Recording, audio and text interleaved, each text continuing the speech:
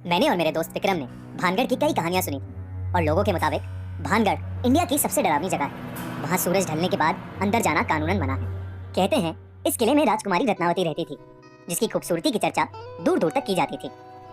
किले के पास एक सिन्हई नाम का तांत्रिक रहता था, जो राजकुमारी की सुंदरता से मंत्रमुग्ध हो गया था और किसी भी कीमत पर राजकुमारी को हासिल करना चाहता था। एक बार राजकुमारी अपने दोस्तों के साथ बाजार में इत्र खरीदने के लिए निकली। उस तांत्रिक ने देखा और इत्र में काले जादू की मदद से ऐसा कुछ मिलाया जिसे लगा कि राजकुमारी उसके वश में हो जाती।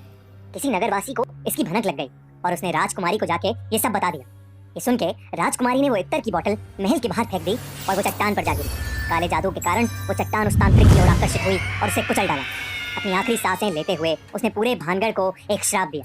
भानगढ़ अब कभी सुखी नहीं रह पाएगा और यहाँ जो कोई भी निवास करेगा सब मारे जाएंगे। उसे कुछ ही दिनों बाद मुगल योद्धाओं ने भानगढ़ में घुस के उस पर कब्जा कर लिया। उस लड़ाई में 10,000 लोग मारे गए, जिसमें कई औरतें और छोटे बच्चे भी थे। राजकुमारी रत्नावती को उन्हीं के कमरे में घुस के मार दिया गया था। कहानियों की माने तो आज भी वहाँ उन लोगों की आत्माएं घूमती हैं और जो भी इंसान सूरज ढलने के बाद वहाँ गया है वो कभी वापस नहीं लौटा। हमने सोचा कि हम भानगढ़ जाके पता लगाएं कि क्या सच में वो इतनी भयानक जगह है या ये सब सिर्फ एक कहानी है। करीब रात 8 बजे गार्ड को कुछ पैसे देके हम अंदर घुस गए। अंदर घुसते ही कुछ ऐसा लग रहा था जैसे हवा रुक गई हो और एक अजीब सी घुटन हो रही थी। हमने किले के 1-2 चक्कर लगाए, लेकिन हमें कहीं कुछ भूतिया नहीं मिला। मुझे एक जरूरी कॉल करना था और नेटवर्क के चक्कर में मैं किले के एक दूसरी तरफ चला गया। जैसे ही मैंने कॉल मिलाया तभी मुझे किसी लड़की की चीख सुनाई दी और मैं भागा भागा विक्रम के पास लौटा, पर वो वहाँ था ही नहीं। मैंने उसे काफी आवाज लगाई, विक्रम विक्रम, पर कोई जवाब नहीं आया। तभी मुझे ऊपर के कमरे से एक थम करके आवाज आई तो मैं उस तरफ चलने लगा।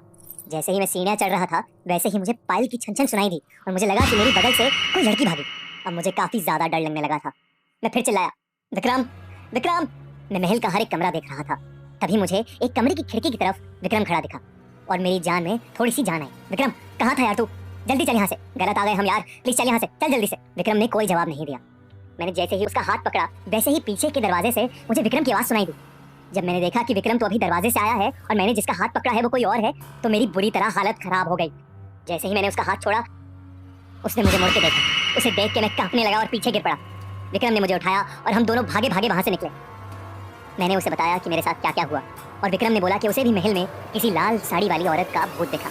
हम वहां से बच के अपने घर तो आ गए, लेकिन उस घटना के बाद अब हम कभी भानगढ़ की कहानियों को नजरअंदाज नहीं करते और ना ही किसी को वहां जाने की सलाह देते हैं।